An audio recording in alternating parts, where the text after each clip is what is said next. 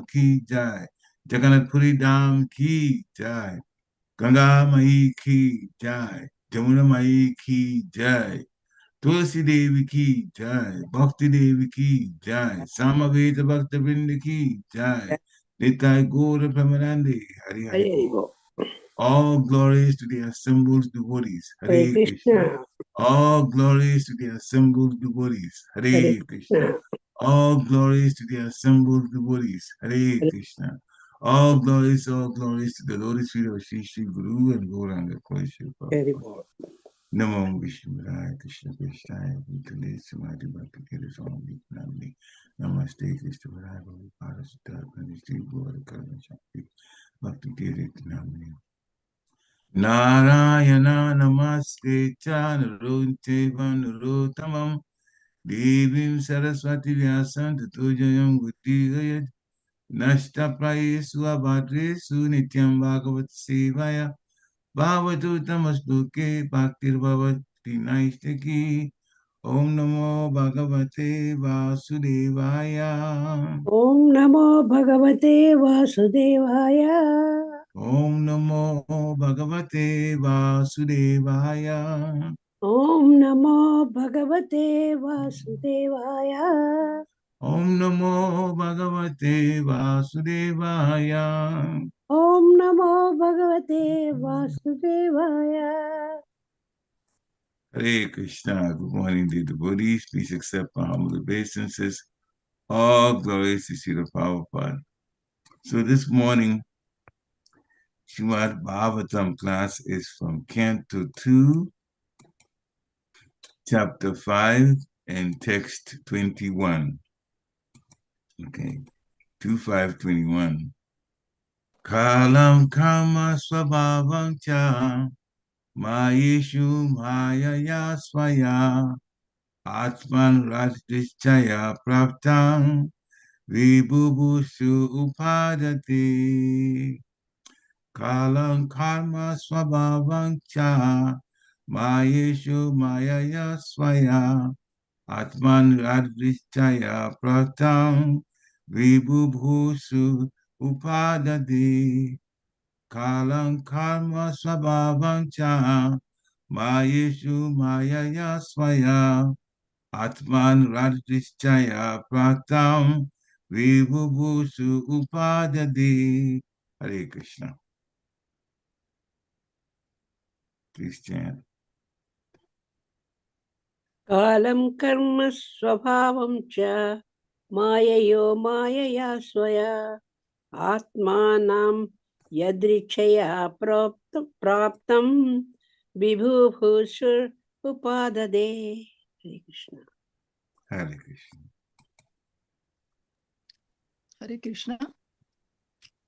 Hare Krishna. Karma swabhavam cha maeshu mayaya swaya atman yadrichaya praptam vibhushu upadade. Thank you. Anyone else?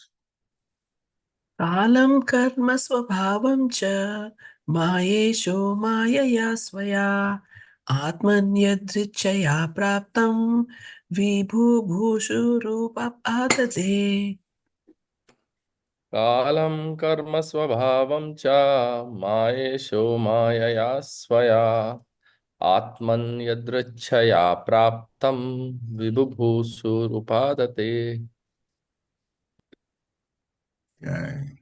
Kalam karma svabhavam cha mayasho mayaya soya atmam yadachaya praptam vibhurbhushar upadate. Jai. Hare Krishna. Hare Krishna. All right. Word for word. Kalam, eternal time. Karma, the fate of the living entity. Swabhavam, nature. Cha, also. Maya, potency. Isha, the controller. Maya, by the energy. Swaya, of his own, Atman, Atmani, unto himself. Radishchaya, independently. Praptam, being merged in. Vibhubhushu, appearing differently. Upadale, accepted for being created again. Translation by His Divine Grace A.C. Bhaktivedanta Swami Srila Prabhupada. By his own potency, the Lord, who is the controller of all energies, thus creates eternal time, the fate of all living entities, and their particular nature for which they were created, and he again merges them independently. Purport by Srila Prabhupada.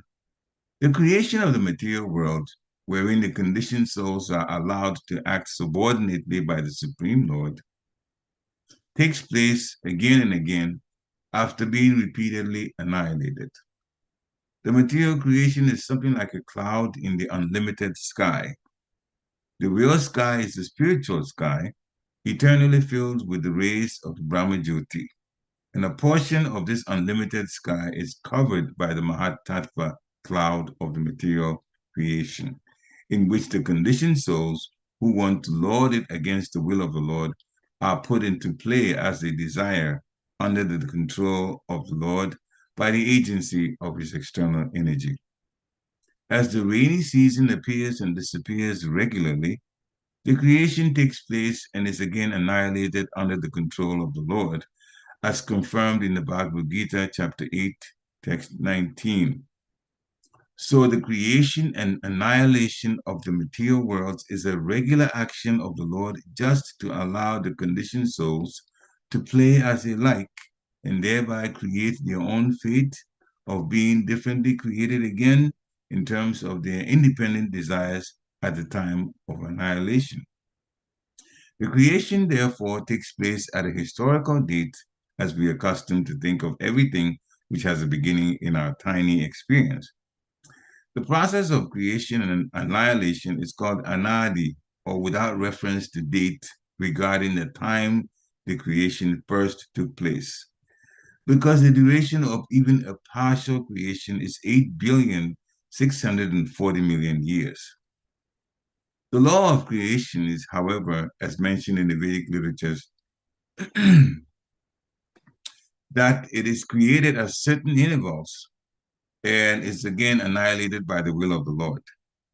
The whole material or even the spiritual creation is a manifestation of the energy of the Lord, just as the light and heat of a fire are different manifestations of the fire's energy. The Lord, therefore, exists in his impersonal form by such expansion of energy, and the complete creation rests on his impersonal feature. Nonetheless, he keeps himself distinct from such creation as the Purnam or complete. And so no one should wrongly think that his personal feature is not existent due to his unlimited impersonal expansions. The impersonal expansions are a manifestation of his energy, and he is always in his personal feature, despite his innumerable unlimited expansions of impersonal energies. Bhagavad Gita chapter 9, text 5 through 7. For human intelligence, it is very difficult to conceive how the whole creation rests on his expansion of energy. But the Lord has given a very good example in the Bhagavad Gita.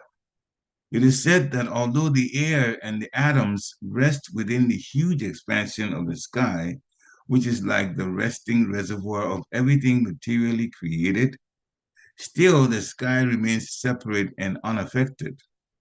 Similarly, although the Supreme Lord maintains everything created by his expansion of energy, he always remains separate. This is accepted even by Shankaracharya, the great advocate of the impersonal form of the Absolute.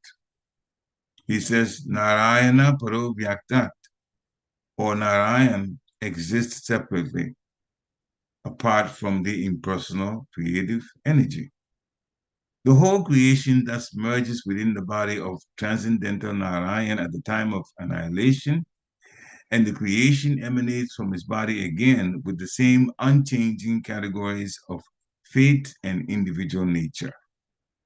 The individual living entities, being parts and parcels of the Lord, are sometimes described as Atma because they are qualitatively one with him in spiritual constitution. But because such living entities are apt to be attracted to the material creation, actively and subjectively, they are therefore different from the Lord.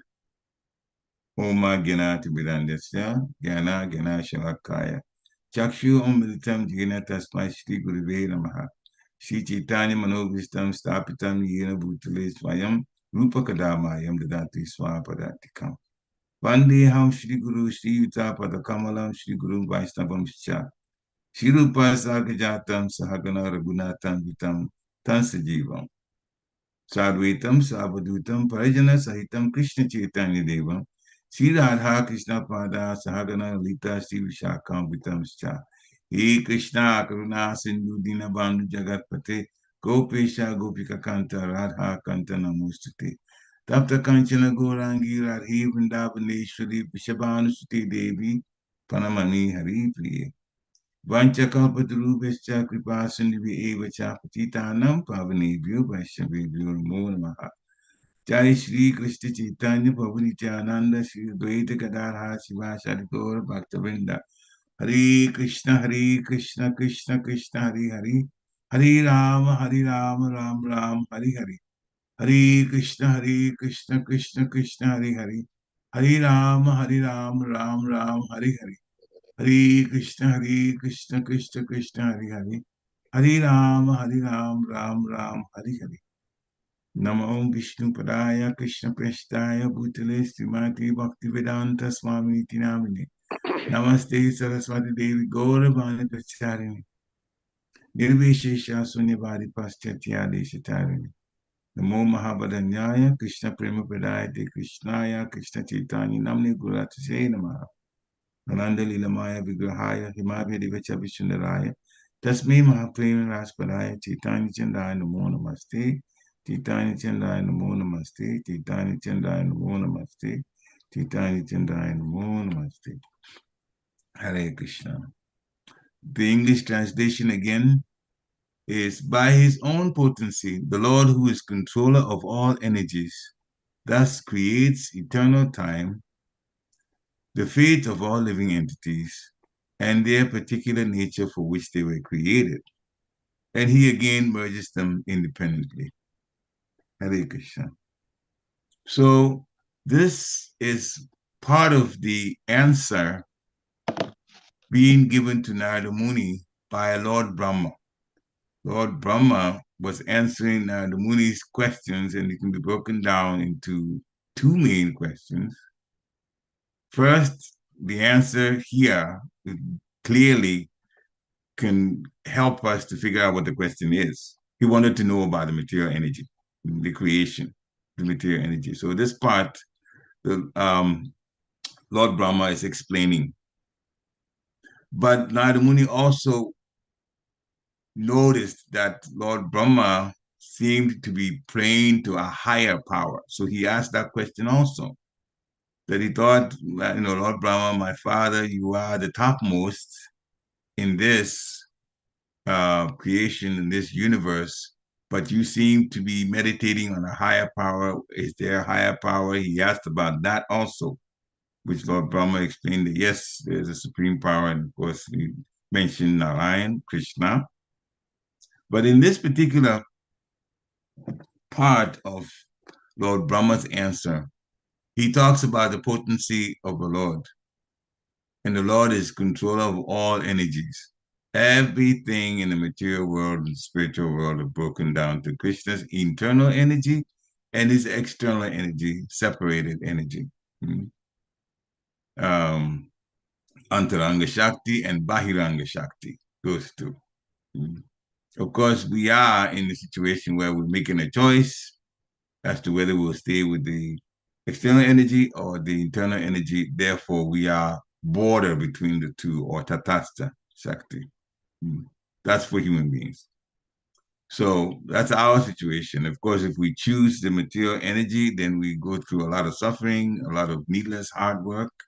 And if we choose to stay with the internal energy, then we are very much made happy because we resort to devotional service, bhakti, connect to Krishna. So Krishna's potency, what Brahma is explaining about the material world, he creates eternal time and the fate of all living entities and their particular nature. So the fate of living entities are put into 8,400,000 types of bodies. And the fate determines the type of body that a living entity gets. Their desire is connected to the fate, what happens to them. And Lord Brahma is talking about that creation, to the creation of the planets, but also that comes from the Supreme Personality of Godhead, Lord Vishnu. And the fate of the living entities also are based on what they want to do in the material world. If they still want to stay in the material world, that's also part of it. It's all connected. So they get created, but also they get annihilated. So living entities are there for a while, and then the destruction, the annihilation of the planets happen. Now, first, Sri Prabhupada describes in the purport that the material creation is something like a cloud in the unlimited sky. So it's been explained to us that those who are in the spiritual world see the Mahatattva like a cloud, like a cloud. So that gives us some sense of how things are, because we're used to this material clouds here too. So it's like that. They don't play any part in it. Those in the spiritual world, that is. But those that want to lord it over material nature, want to be the topmost or challenging Krishna's authority, then, all right, so you want to be a boss too, then you go to the material world and play your boss ideas there. So the Mahatattva is where that is the covering. And it is one quarter in volume compared to the entire spiritual sky. It's one quarter material. So the spiritual sky is three quarters or three times bigger, three times as big compared to the Mahatattva. So the conditioned souls who want to lord it against the will of the world, they go into this external energy which appears as Mahatattva. So Srila Prabhupada describes it very, very nicely. There's rainy season, at that time, the rain appears, and after a while, the season is gone. So in the same way, there is creation, and then there's annihilation. Using the Mahatattva, there's creation, and then there's annihilation by the Lord. After a period of time where the living entities play whatever role that they want to play, acting like they are bosses themselves. Now, when we talk about this particular planet that we're in, and people here in the world trying to play boss at all levels, all the way up to international level, this is going on. This is going on. And because everybody wants to be topmost, some people try to step over others to try to achieve a higher position. And at the international level, then disputes become somewhere that if it's not settled, then unfortunately the military of both sides step in, and then there's wars, and then people suffer. So this is going on because people want to be the topmost. And history tells us that there have been different kingdoms, and after a while, those kingdoms go down. Or sometimes they call empires, depending on how many countries that a particular person who is a warrior is able to conquer and put under their jurisdiction. Everybody's trying to play God. But that is a source of problems for all of us. Srila Prabhupada goes into a little bit more about the creation itself, but in one place he quotes 8,640,000,000 years. In Lord Brahma's day, 12 hours. In 12 hours, that total time is 4,320,000,000 years. Now, it's inconceivable to us. That's 12 hours of Lord Brahma's time. And so that time is when the living entities are out doing whatever they want to do. Now, for many living entities, they will go through several lifetimes within this period because many people live shorter than 4,320,000,000 years. So, and in Kali Yuga, we have, very, very, very, very short time compared to that because we're only 100 years. But in the heavenly planets and some of the demigods go up millions of years. They can live like that. Even millions of years is short compared to 4 billion years. Because a billion is 1,000 million. 1,000 million taken 1,000 times is 1 billion. And there's 4 of them. And another 320 million years added for just 12 hours of Lord Brahma's time. So this daytime is like that. And then at night, also, another 12 hours. And that's where there is partial destruction. So from Lord Brahma's day, when there's creation, to the time that there's destruction, and then Lord Brahma wakes up and recreates, that totals 8,640,000,000 years. So what happens? All right, well, we know the planetary systems here, at least if you heard about it before, the planetary systems, 14 planetary systems in this particular universe for our Lord Brahma, four-headed Lord Brahma. And so that's his 12 hours. And we go through whatever changes, whatever desires, and the desires carry us to any one of those 8,400,000 type bodies. Now, only 400,000 of them are human. The rest are all non-human. And so the human body is an escape body. It's the one with the highest intelligence, the one that we're able to figure out if we're having trouble and we realize that we're really having trouble, because some people are still blind to that. Struggling in the material world can ask the questions, what's going to happen to me in my next life? Why am I here? Why is there so much suffering? Even if it's not affecting me directly, I see it affecting other people. And it's a very, very difficult situation. Where I'm living, there may not be wars, any war, but other parts of the same planet, there are wars going on and people are suffering. They can't go to school. They cannot live in their homes. Sometimes their homes get destroyed and they have to go live in some tent somewhere. Not sure how they're going to live, how sure they're going to live. All conveniences are gone. It's a very difficult situation to be in. But people still stay. We have to kind of manage here. We have to manage here and then take another birth. So it is, in fact, difficult to be in the material world.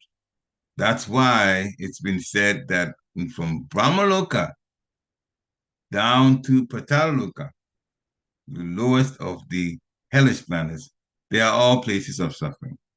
There is birth, there's death, there's old age, and there's disease.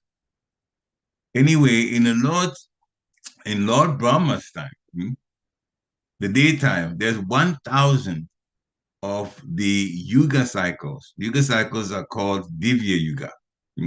Satya Yuga, Treta Yuga, Dwapara Yuga, and Kali Yuga. So they are total, the times for those 4 ages is 4,320,000 years.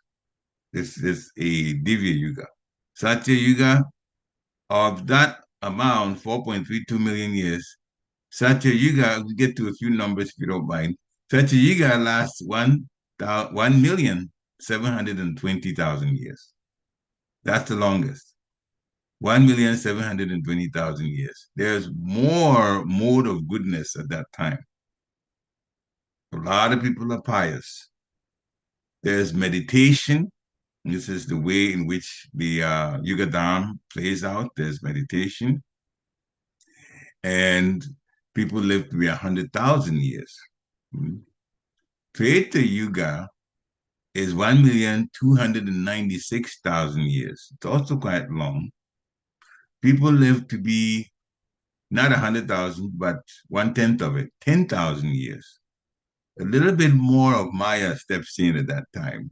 People are not as, they're still quite in the mode of goodness, but there is some degradation. Dwapara Yuga lasts 864,000 years. Dwapara Yuga, people live to be 1,000. And in Kali Yuga, people live to 100. It's a year that we're in, and the age that we're in, 432,000 years. So if we add all of that, 1.728 million, 1.296 million, 0.864 million, and 0.432 million, you actually put it on the calculator, it comes to 4,320,000 years. Now, that 4,320,000 years, 1,000 of those cycles, 1,000 times, when they go around 1,000 times, Satya, Treta, Dwapara, Kali, 1,000 times. That's 12 hours of Lord Brahma's time. Only 12 hours of his time. So I did a little calculation of that so you get a sense of how Lord Brahma's time compared to us. 1 minute of Lord Brahma's time is 6 million of our years. 6 million. Lord Brahma is then only a minute, but it's 6 million years. So solar years are pretty short compared to the way Lord Brahma's time unfolds. Or another way of looking at it, one Divya Yuga, when we go through Satya, Treta, Dwapara, and Kali, you go through those years, 4,320,000 years. That's a little less than 3/4 of a minute of Lord Brahma's time. When we go to that Divya cycle, it's actually 0.72, which is a little less than 3/4. So we live really short. This 100 years, very, very, very, very short. But it is time enough for us to take advantage of going back to the spiritual world. So they'll talk about spiritual a little later, but there's some interesting pastimes now that connects to actually what I talked about 2 weeks back, and I really wasn't able to finish it well. And I'll get to that when but I'll describe it a little more. But it's an interesting thing, still connected with Lord Brahma. So, daytime for Lord Brahma, and then nighttime for Lord Brahma. Daytime, the planets are there, the 14 planetary systems. But at nighttime, when Lord Brahma goes to sleep, of course, he's in Brahmaloka. There's destruction, but he is in Brahmaloka. So Brahmaloka is not destroyed at night when he goes to sleep. There are 3 more planets apart from Brahmaloka that are not destroyed. So on the 14th planetary system, there's 4 planets which are Mahaloka, Janaloka, and then Tapaloka and Brahmaloka. So Mahaloka, Tapaloka, Janaloka, and Brahmaloka, or it's also called Satyaloka. Those don't get destroyed in those years where Lord Brahma, years to us, and those hours the Lord Brahma goes to sleep. But when those planets below Janaloka, Mahaloka, Tapaloka, and Satyaloka, they get destroyed at night, what happens to those souls? Now, the universe is still there, but some planets are destroyed. All of the hellish planets, all of the medium planets, and up to where Lord Indra is, they all get destroyed. They all get destroyed. So that is Swagaloka. Swagaloka also gets destroyed, along with Lord Indra. They all gone. And these four planets, then higher planets, they are still there. Now, at the time of destruction, the souls from the lower planets, lower than those four, they go into the body of Garbhodakshaya Vishnu. Garbhodakshaya Vishnu lives in Brahmaloka, Satyaloka. Garbhodakshaya Vishnu is actually Brahma's father. He's the one that of whom the lotus stem came out, Lord Brahma was born. So those souls stay in Brahma's night with Garbhodakshaya Vishnu. And then the daytime comes, then they are reborn to continue to live out their karma. So that's how this is set up. So Garbhodakshaya Vishnu still plays a role every night, every Brahma's night, not every night, every Brahma's night, for 4,320,000,000 years. The souls that are in the Brahma's planet are and only Brahma's planet for that particular, the Brahma's universe, that particular universe, they go into the body of Garbhodakshaya Vishnu. And in the daytime, Lord Brahma builds those others that the four, the heavenly planets, they stay, but the other ones get, Lord Brahma puts them into, builds them back up, and people go back, and all the entities go back into those, and life continues from there.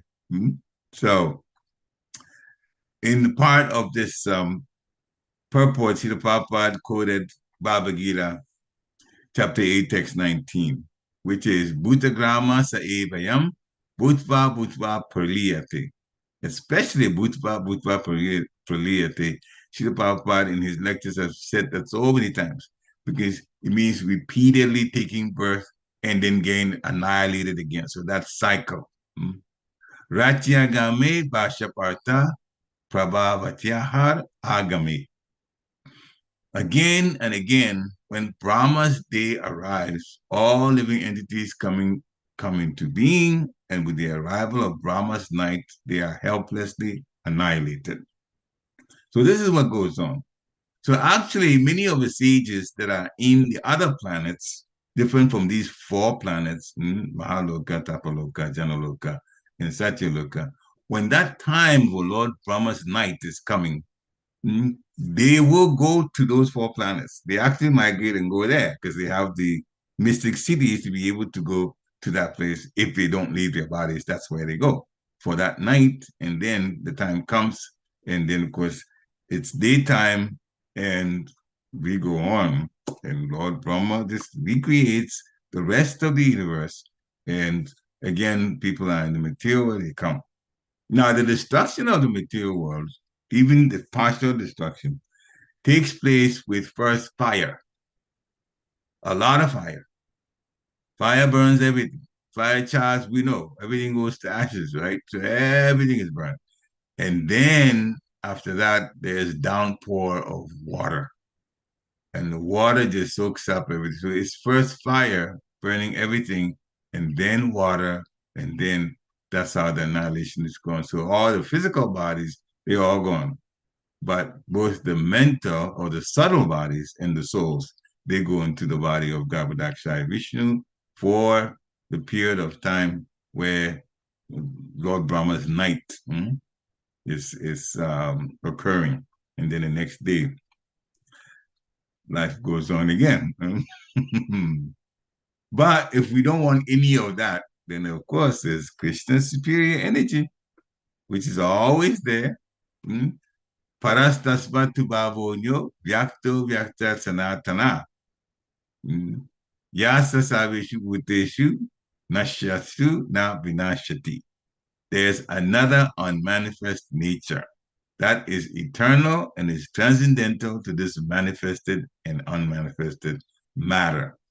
It is supreme and is never annihilated. When all in this world, in the material world, is annihilated, that part remains as it is. So by the mercy of Srila Prabhupada, that's where we're being directed to.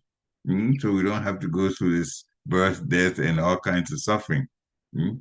That's Krishna's superior energy. It is transcendental and eternal. Now, the material world, of course, its creation and sustenance and annihilation all happen within a period of time. We mentioned some of the years. Lord Brahma himself lives to 300 trillion years and 40 billion years.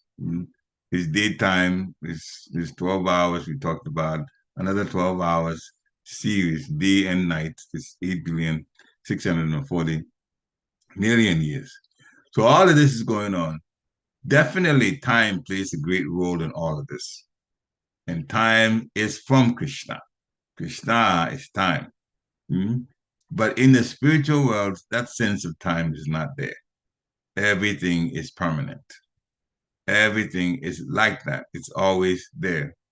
There was one devotee that told me, and she's Mataji, her husband is not a devotee. And she said the husband wants one question answered about God. How did God come to be? Of course, Lord Brahma says, Anadi Adi Govinda. Krishna doesn't have a beginning. But in his small mind, he's trying to figure out if anything that exists has a beginning. But that's from a material sense. That's from material sense. The timelessness is difficult for material people to imagine that there's something called that is timeless. But the spiritual world is like that. It's timeless. Material world, we have to deal with things, events happening at certain times. But not like that in the spiritual world. So Krishna doesn't have a beginning, and neither do our souls that we have here, which are the real persons, have beginning. They don't. And so if we can't wrap our mind, how can that be? Well, it's like the analogy Srila Prabhupada says is Dr. Frog philosophy. The frog was living in a well, and the well was so big, and he thought everything about the world, his world was in that well. That was the experience that he had. Until another frog, or sometimes they say it's his children, saw the ocean, and they came back and told their father, this is a huge expanse of water. And the frog simply could not, the father frog could not figure out from his limited mind how that could possibly be, that a big ocean is there. And so he was trying to compare, is it like, it's big, it's twice as big as his well, 4 times big, 10 times? He said, no, it's way bigger. So there are many things that are in the spiritual world that we find difficult to wrap our minds around. And one of them is time. It's timeless in the spiritual world, like that. And also, of course, there's so many things that happen in the spiritual world that we think here is normal, but it's opposite to us. For example, Krishna in the Parakya Ras, the Parakya Ras, where he is associating with gopis. The gopis are married. Here, meaning in Vrindavan in India, like that. They have their husbands, but then they are girlfriends to Krishna. They are girlfriends to Krishna. And people find that, wow, that's not the right thing to do. Somebody is married, and that married woman goes to Krishna. But actually, that is considered the most wonderful relationship of conjugal affairs between Krishna and the gopis. Here, it is taboo. We can't do that. It's frowned upon. But there, it is the highest relationship with Krishna. So we are living a perverted type lifestyle, and having accepted it and think that since we are criminals, so There should be laws as to you can do this, you cannot do this, you can do this, you cannot do this. But the Lord is above all of that. And so for his pastimes, in any way that he sets it up, he actually can have his pastimes as he likes, as he likes. And so that is the difference between living the spiritual life and in the spiritual world and what it is here. So for here, we are having our Bhakti Yoga as preparation, turning to love Krishna again and to go back to the spiritual world by the instructions of a spiritual master. Lord Brahma's prayers in Brahma Samhita, that's one that's very, very nice. And then, of course, he describes Lord as Govinda, Yasha Prabha, Paravato, Jagananda Goti, Koti Shesha Vasudadi Vibhuti Binam, Tad Brahma, Niskalam Anantam Ashesha Bhutam, Govindamadi Purusham, Tamaham Bhajami. I worship Govinda, the primeval Lord, whose effulgence is the source of the non-differentiated Brahman mentioned in Upanishads. So Lord Brahma says first, the effulgence of the Lord is actually the effulgence that gives the whole brilliance to the spiritual world also. But it is called Brahman, the non-differentiated Brahman. Brahman is him also. And he continues that it is differentiated from the infinity of glories of the mundane universe. Why? Because the mundane universe is material, Brahma Jyoti is spiritual. And for that matter, there's a difference. So this is differentiated from the infinity of glories of the mundane universe. And the Lord appears as the indivisible, infinite, limitless truth. So this is wonderful ways where Lord Brahma is describing Govinda, the primeval Lord. So Lord Brahma's description given to Narada is about the material world. And there's also a very nice pastime of Radha and Krishna here that happened here. Of course, when we talk about Vrindavan, we talk about Vrindavan in this material world on this particular earth. That's in the Garga Samhita. The Garga Samhita book itself is called Krishna's Planet. And Garga Samhita, first canto, it's also like the Bhagavatam, first canto, chapter 15. So it connects, it's Krishna's pastimes, but some connects to Lord Brahma also. And that was the part that last time I was actually trying to get to, but actually it didn't really fit the whole scheme properly.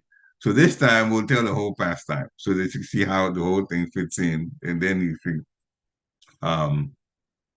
it was the wrong time to bring it up, but this time we'll tell the whole story. So Gargamuni was called to Vrindavan for the naming ceremony of the two boys, transcendental boys, Supreme Personality of Godhead. Gargamuni was requested by Nanda Maharaj to give the name of the personalities of Godhead. And Nanda Muni agreed, but he said we should go to a secluded place. So they went to the cowshed. So it was 5 personalities. Nanda, Yashoda, so Nanda and his wife, Gargamuni, and then the 2 boys. 5. They went to a secluded place in a cowshed. Then that's the place Gargamuni performed the name-giving ceremony. So he started chanting some mantras, and then he started the naming. He started with Balaram. Ram part of it is finding happiness.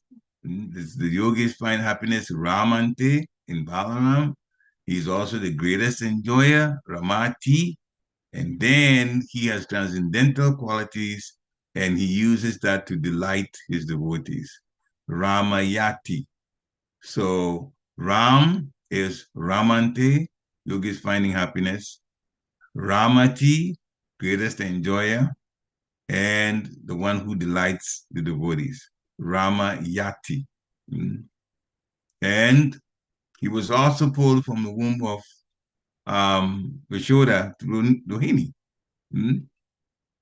So for that reason, he's called Sankashan. Of course, there's other reasons why he's also called Sankashan, the support of the worlds and so on. That's also there. But at that part, Nagamuni just described this. Then he came to giving the name Krishna. And for Krishna, he actually went through the letters that make Krishna's name, K-R-S-N-A, and described each one of them. So he says that his name once purifies living entities. And we know purification is coming from a chanting of the holy name. Hare Krishna, Krishna Krishna, Hare Hare, Hare Ram, Ram Ram, Hare Hare. So Gagamuni said that K stands for Kamala Kanta.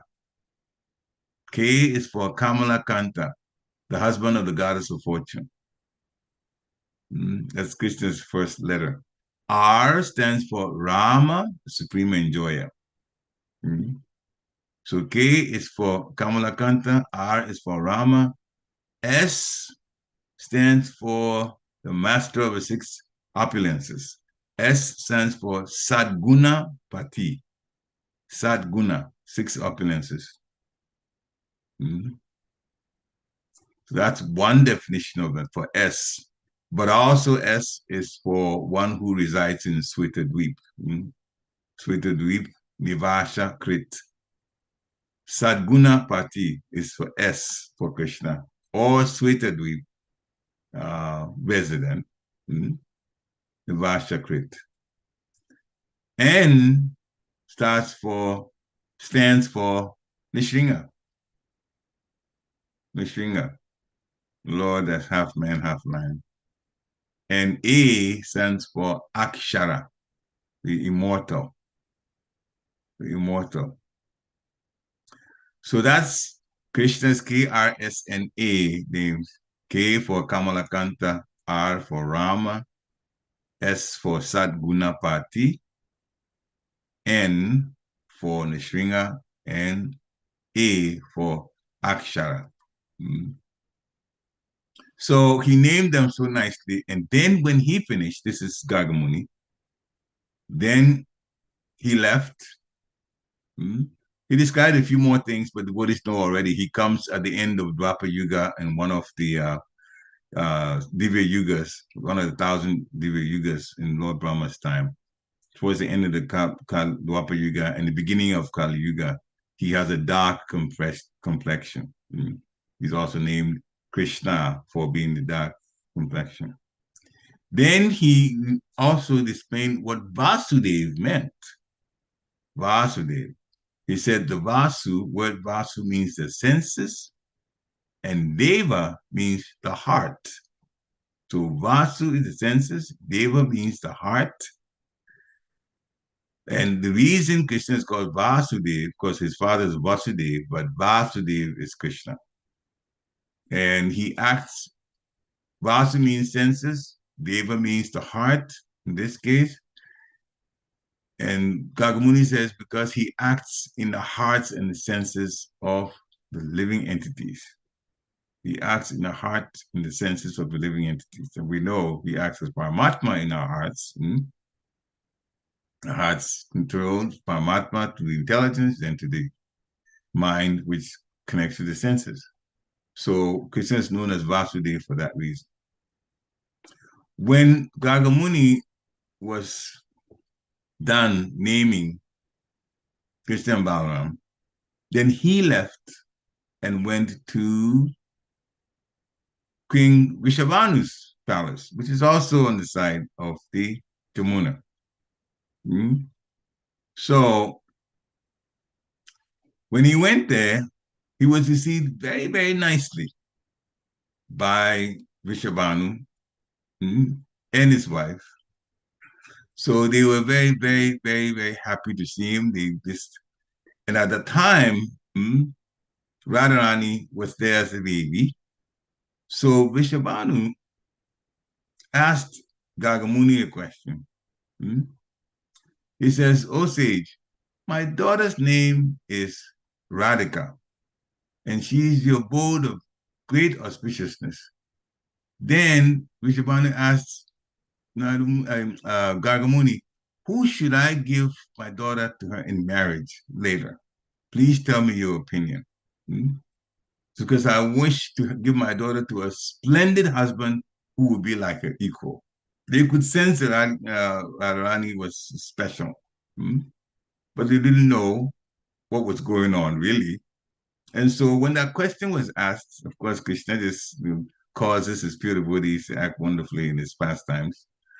So Gargamuni took Vishabhanu's hand and says, "Let's go to a secluded place because there's more to this that I have to tell you." So Gargamuni and Vishabhanu went to a secluded place in the shore of the Jamuna. And after Vishabhanu was made to sit down by Gargamuni, since he's going to review quite a bit, then Gargamuni said, "This is supposed to be a secret, Vishabhanu. That's the first thing before I tell you.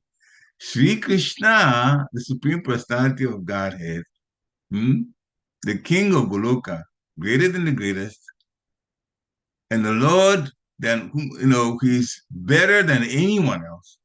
He has taken birth in Nanda's home, your friend Nanda, so that's where Krishna is." Now, as soon as he said that, Vishwabhanu says, "How fortunate for Nanda. Please tell everything why Krishna has come." Gagamuni said, "All right, in one sentence, he's coming to remove the earth's burden and kill the demons headed by Kansa." The demigod Lord Brahma requested that.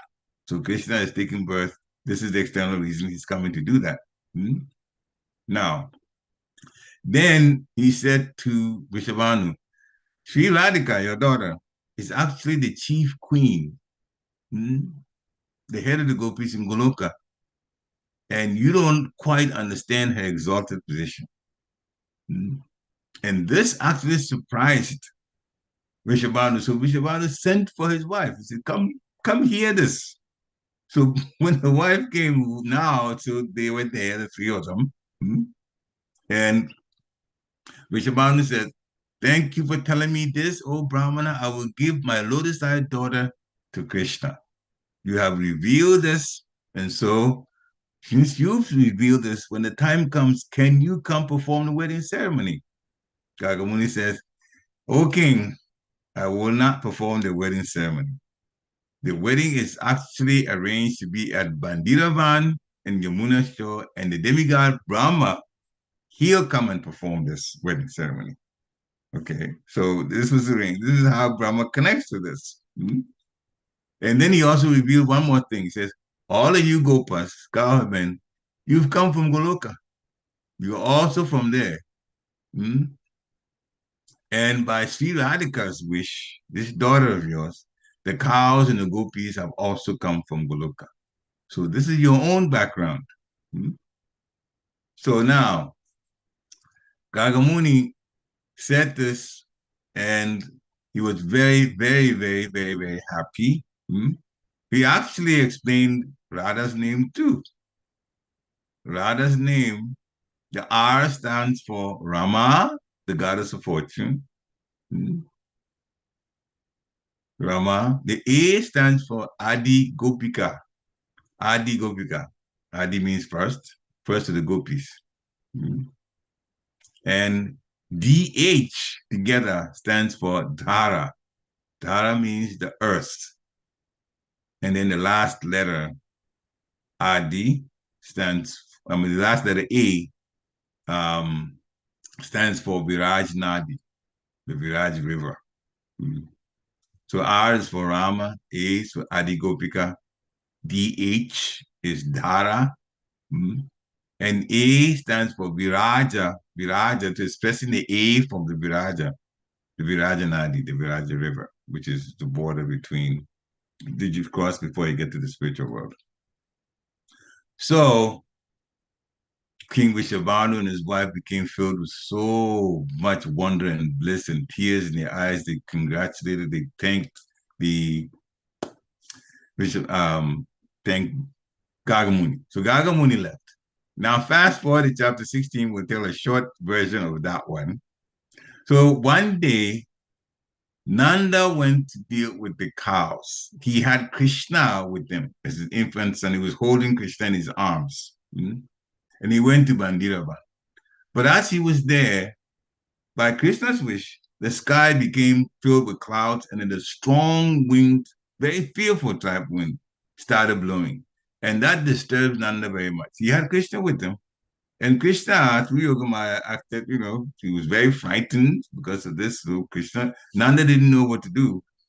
So he held Krishna even more tightly and then started praying to Lord Hari. That's the Buddhists would do when something is, unusual happens. But then through the prayer, this changed the weather, and then it became very bright. Millions of suns brightness. It just converged in from all directions. And then through that, Nanda Maharaj saw Vrishabhanu's daughter, Radha. Full Radha, not baby. This is a full, Radha teen looking, wonderfully dressed. They came, and Nanda bowed offered obeisances, and then he said, I know about you. You are the consort of the Supreme Personality of Godhead. In fact, Gargamuni has told me this. You are the first beloved of the Supreme Personality of Godhead. He says, I know the secret from the mouth of Gargamuni. So you take the Lord, your Lord, from my arms. So he was just telling that Radharani should take the young toddler type Krishna from his arms. And so Radharani took Krishna. Nanda left offering obeisances, he left, and Radharani and baby Krishna went to the Bandira forest, or the Bandiravan forest. When he got there, things changed totally. Two things. Krishna didn't become a baby anymore. Krishna became manifested into his youth form. So now they're both youthful, both Radha and Krishna. And the grounds of the spiritual world came. That is, Goloka grounds came. And it is extremely beautiful. It's many jewels, rubies, you name it. The Muna shore had become a place with golden palaces and jeweled steps. So many decorations with all over the place. Now, to go down that area now, Bandira Forest was looking just like Goloka Vrindavan. Now, remember, Vrishabhanu had asked Gargamuni who that he should give her daughter to, and Gargamuni said, you give to Krishna. So now they were both gone, Radha and Krishna were together, and Krishna took Radha's hand to a place that's set up in this wonderful Golok Vrindavan environment now that's in the Bandiravan forest. And they sat on a nice throne, the two of them.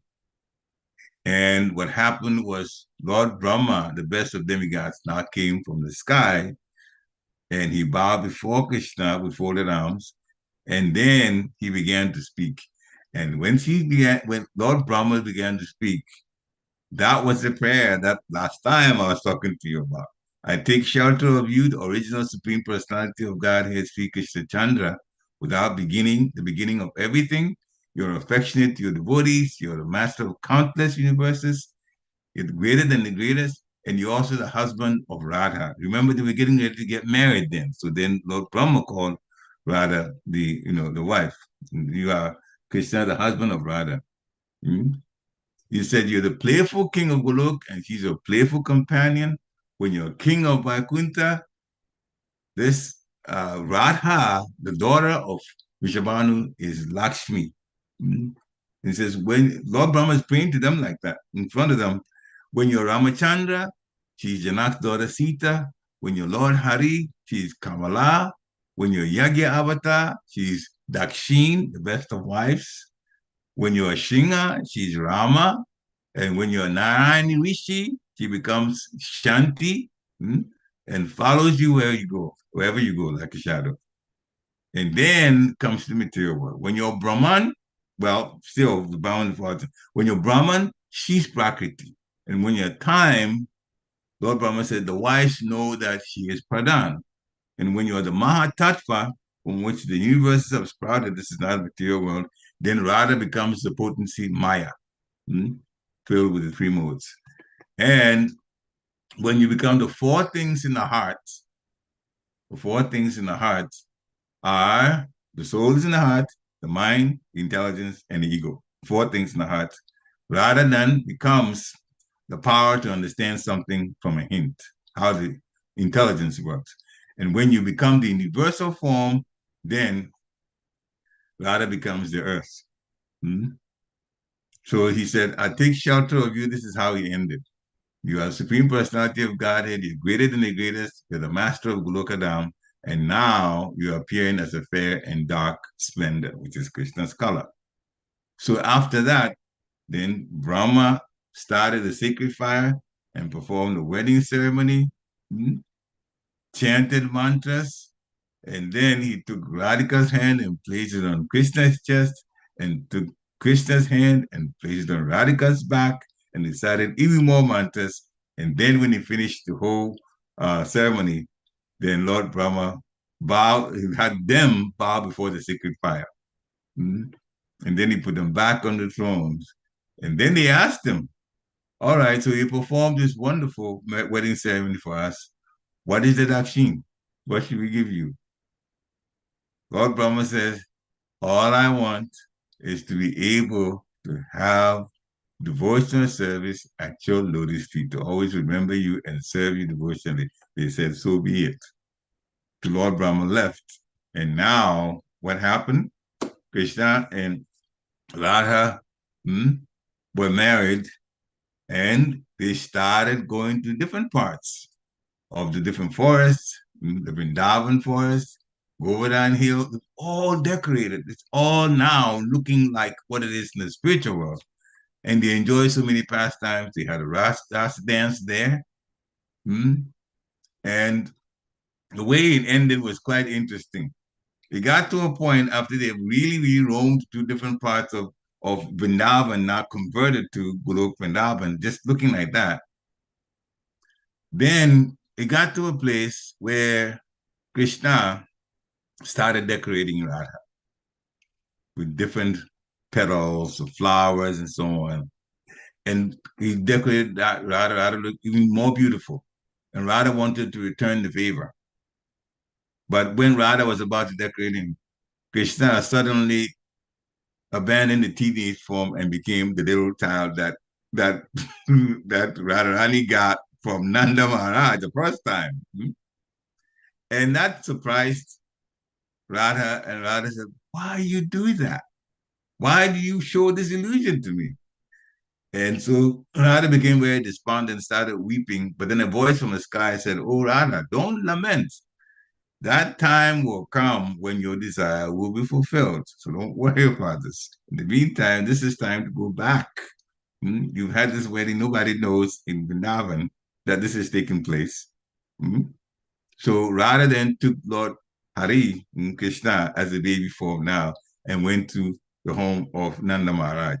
And she saw Yashoda, and told her, Mataji, your husband gave Krishna to me on this path. So please take her back, or take him back. And Nanda's wife, Yashoda, said, Radha, thank you very much. I know the sky was covered with clouds and my child became frightened. I heard all of that from my husband, and you have protected him. So this is how Mother Yashoda put it. So then Mother Yashoda took Krishna back as a baby. But then they went through this wonderful wedding without people not knowing, not with people in Vrindavan not knowing what was really going on. So anyway, so this is a pastime. The Gagamuni getting involved in it. So Brahma is the one that officiated that wedding of Radha and Krishna in Vrindavan as the Vrindavan on the earth changed to Golok Vrindavan. So Brahma's pastimes are wonderful. He's describing, of course, in this case, in this text, the material energy and how it plays such a role. But Lord Brahma also sometimes gets pulled into wonderful pastimes of Radha and Krishna, as we may be also able to do if we make it back to the spiritual world. Hare Krishna. Shira Prabhupada ki jai. Hare Krishna. Hare Krishna Prabhu, wonderful, wonderful class. So much nectar today. Yeah. I always wait for that. Prabhu, I want to know that Balaram's, what are the expansions? B for O, what you were saying, Krishna's, Krishna's and okay. Bala is for strength, spiritual strength. Strength, okay. Yeah. But Nanda Maharaj, I mean, not B-A-R-L. Yeah. I'll get to that. So Gagamuni described he didn't do letters like the way he did Krishna. Yeah. Okay. He did not do letters for Balaram. No. So Balaram is strength. That's all. Yeah. He did strength, and he also talked about Rameti. I described it earlier to you. Do you want me to go over that again? Yeah, I just want to Balaram only. Okay. All right. Yeah, you said something Rameti. Yeah. Yeah. I'm looking. I have notes for it, and I just want to pull that to it, and then go to what? Okay, chapter 15. Okay, this is Krishna's name. I don't know. Here we go again. Okay. It should be here. Rama is one who gives pleasures. Yeah. I see. Ramante. Okay.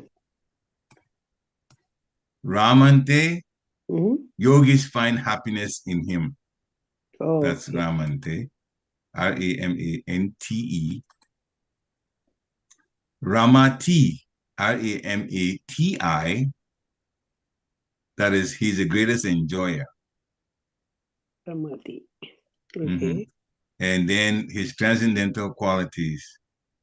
He delights the devotees with his transcendental qualities. And that is Rama, with the A, the first A has a thing on it. Ramayati. Ramayati. Ramayati. And those are the three that he gave to okay, thank you, Prabhu. Yeah, in the naming ceremony. But when he came to Krishna, then he described KRSNA and what they mean. Yeah, I know that I took it. Okay. Hare Krishna. So come back to Brahma's, Brahma's night. If a soul goes, where will they go? They need to go to Garbhodaksha Vishnu? They will go to? The souls that are away from the 4 heavenly planets, which I talked about, Mahaloka, Tapaloka, Janaloka, and Brahmaloka, Satyaloka, those don't get destroyed in Brahma's night. Yeah, those souls, the rest of them below, from Swagaloka and down to Pataloka, it's basically what it is. Swagaloka down to Pataloka. Those souls lose their bodies, their physical bodies, and then they are merged into Garbhodaksha. Garbhodaksha Vishnu. Garbhodaksha Vishnu, Brahma's father. Garbhodaksha Vishnu. When Brahma dies, then the entire, this is after his 100 years, then all the planets, then everything is dissolved. Now it's going to Mahavishnu. Garbhodaksha Vishnu. Yeah. But the daily ones that Lord Brahma goes to sleep and partial of the universe gets destroyed, those souls in there that can't get away from there, because there's some high-level souls to that also go to those 4 planets. But those that, the majority of those from Swagaloka down to Pataloka, they go and they are kept by Garbhodaksha Vishnu. No, but Brahma's son, I always think, before that Brahma, he was trying to play with Krishna and stealing the cows and covered boys and everything. Yes. And then he realizes, and then he praises Brahma in Brahma Samhita. And then, and finally, you are saying that he did perform the wedding. Yes, when he was asked to. But So, see, the thing is, the living entities that are connected with Krishna, everybody is, but those who are aware of it, that is those who are not just trying to enjoy the material world, when they come on the Yoga Maya, at any time, they can be given the memory of Krishna or not, depending on the pastime and how it unfolds. Especially in the case where Lord Brahma, not Lord Brahma, Krishna and Kaliya, the pastime with Krishna and Kaliya, when Krishna danced on Kaliya's hoods and Kaliya was actually literally dying. In the meantime, the demigods were supplying the music and Kaliya was yeah, suffering. The Nagapatnis came, and Nagapatnis praised Krishna as the Supreme Personality of Godhead. So many, in Krishna's 10th canto, so many things they said about Krishna, but the cowherd boys and Mother Yashoda, and they were all there. did. They were all there. And still, they were only concerned about how Krishna almost got killed and they themselves fainted and all of that. Just give me my little boy back is all that, Yashoda was thinking. While the Nagapatnis started praising Krishna so much as the Supreme Personality of Godhead.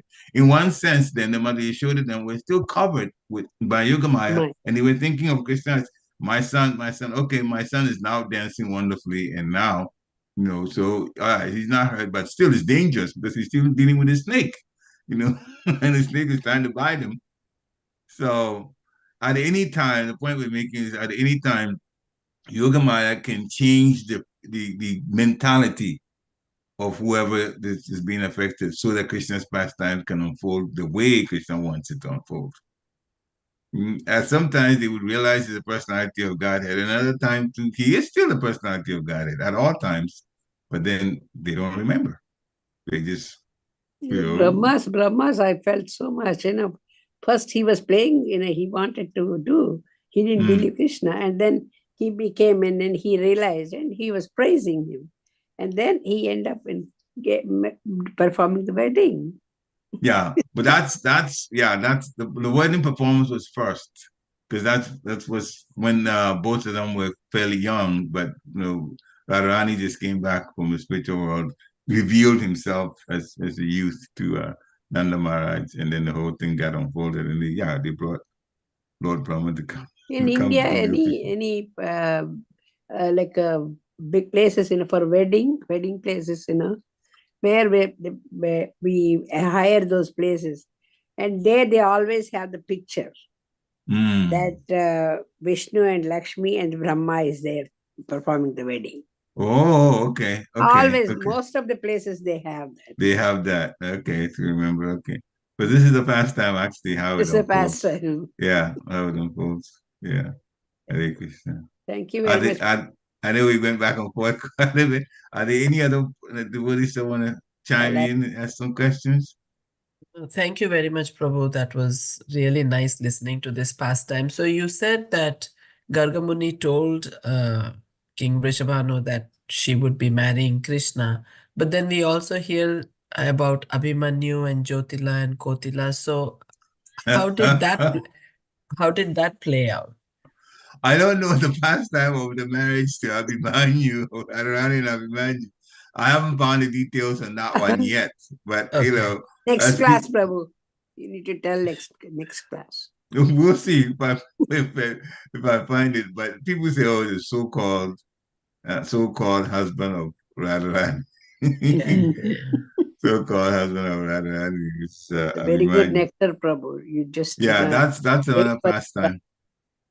beautiful. I know some pastime connected with it, but not. I mean, off the top of my head, yes, but not the wedding itself, Yeah, not the we marriage itself of the Sunday school Abhimanyu. once did a play about Jyotila, Kotila, and those pastimes. So one thing I can say is that to Mm-hmm. have all of these pastimes possible, they had, those characters also came in. But I was just curious if Gargamuni had said this about who Radharani will marry, if that was also mentioned. That's It's not. I've not seen that. Not from the book Christmas Planet. That's not in there. okay.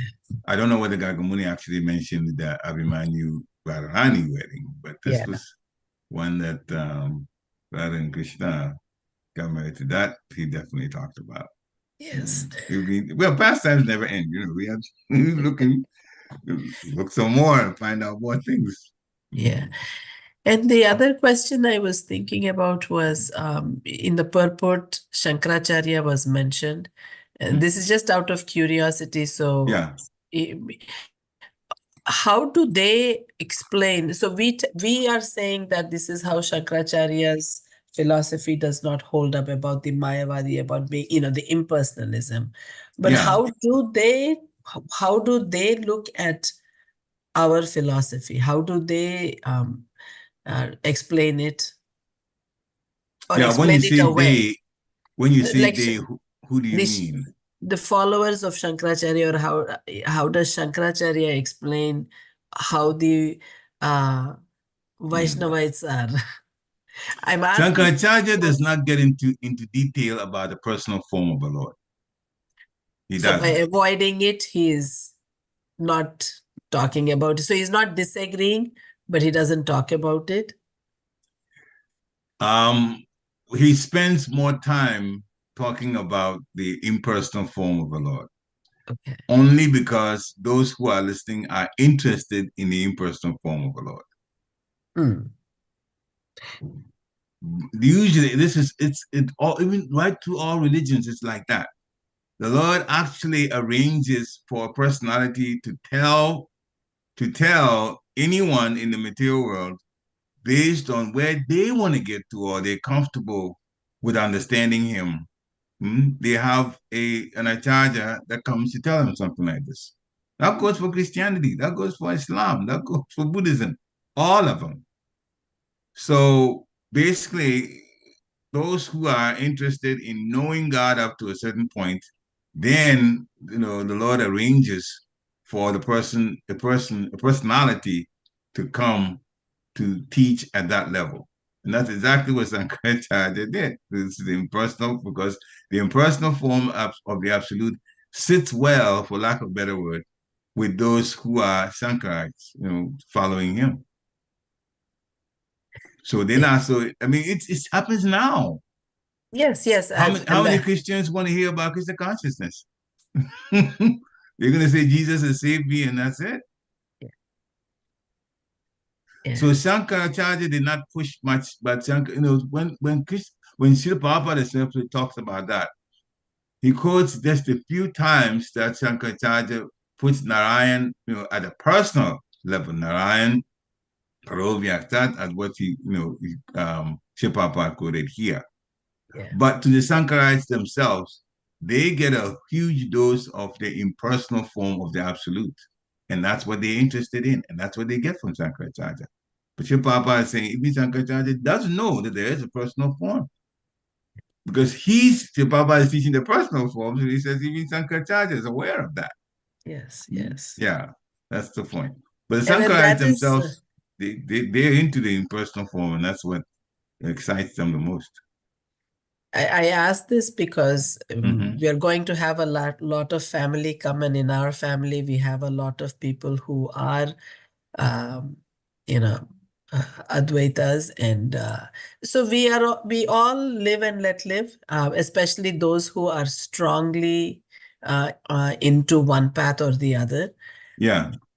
There are a few who are neither here nor there, so we try to, if they are interested, if they ask, because this is family, so it's not, we have constant access to them, we can preach to them, but only if they are interested. Yes. But these other cousins and family members who are very strongly into one path, at least I don't disturb, because I myself am not very strongly situated. All I know is that this is the right path. How this is the right path, I'm still trying to understand. I don't have the confidence to explain it. So, So I was just trying to, and I don't want to because I have only so much bandwidth. I don't have, so I cannot.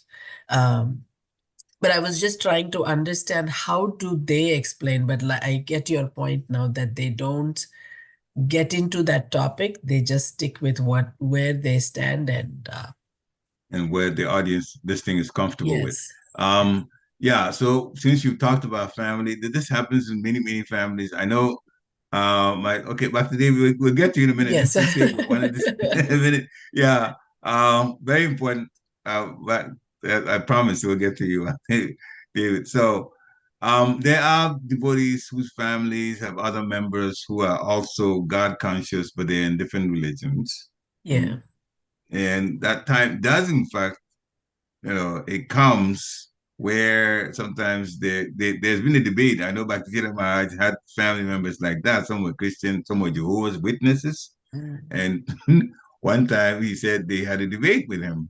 But see, he knew the Bible too. So you Yeah. could take that and then take them to even in a higher level. And in the end, because your consciousness is the highest. So anyway, he Yeah. won the debate hands down. He won the debate. So if they bring it out, yes, there's personal. There's also, the impersonal form. If they know the impersonal form, and that's what they're comfortable with. You said they can talk about the personal part, but in short, um, Krishna, there's nothing that he is not. Mm. So if he is impersonal, then he can also be personal. The fact that you're not connected with personal does not mean that he is not personal. Mm. You could just look at it now, because to say something is impossible for the Lord to be, It's not right. then you don't understand who God is then. Right. Yeah. So there has to be a personal. But if you're not tuned into it, that's one thing. But it does not mean that Krishna cannot be personal. Yeah. And then I'll just take the argument to that point and leave it like that. Leave it there. Okay. Yeah. And if you want to know more, I'll tell you more. But there is a personal, which you're not so interested in. Yeah. That like that. Yeah. Bhakta David, please. Yeah, please. Hare Krishna. Hi, Krishna. It's my humble obeisances. Step I just had mine, a go to the Prabhupada. glory to Prabhupada. Thank you, Hare Krishna. Is not Shankaracharya considered incarnation of Shiva? Yes. Vaishnava? Yeah. Okay. The short answer is yes. That. Yeah. Okay. That's why I just because also like again, just like you said, preaching Vaishnavism to people who don't accept a personal form, getting them just like Buddha came to stop animal sacrifice. Yes. Right. Okay. Hare Krishna. That's all. Just Yeah. Again, so based on the desires, Krishna is like that. He's that kind of loving personality. Based on the desires, he'll arrange for what you want to hear. And if you want to go higher, you said they can go higher. Those who hanker to go higher and they want to know more about the Lord, then it comes to personal level. You get to do that. That's why when Srila Prabhupada came to America and he started playing, and even it was the hippies that came after the intelligentsia did not want to deal with Srila Prabhupada. The hippies did, but even some of the hippies, some people were not so interested at the time when they found out the regulative principles that they have to live under. See, that's another thing too. When you believe a certain aspect of the Lord, it comes with a price. It comes with the change of lifestyle, and you have to be ready for that. And if you're not ready for that, then you'll fall away from that. So that's from that level, from that level. So that's also another aspect of people's decisions to stick with the Lord, but they stick with the Lord at the level they're comfortable with. And so the Lord sends someone to preach at that level to them. Even though Sankaracharya, yes, he is from Lord Shiva. It's an expansion of Lord Shiva. And Lord Shiva is definitely one who's meditating on Balaram the whole time, Sankarshan. But people want to hear what they want to hear. So Shankar just tells them to that extent. That's it. Hare Krishna. Thank you very much, Prabhu. Wonderful class. Krishna's And mercy. nectar, a lot of nectar. Okay. Thank you. Lot of things to know. Yeah, well, Krishna's mercy, Guru's mercy. There. Thank you very All much. right. Vanchakapatruvyascha Arabhishya kripasinivya cha Patitana patitana pavanebhyo vaishnavebhyo Vaishnavebhyo Namo namo Namaha. namaha. Shiva Prabhupada ki jai. Hare Jai. Krishna, Have a Prabhuji. nice Thank weekend. you for the nice class. Hare Krishna. Guru's mercy. Krishna's mercy. Jai.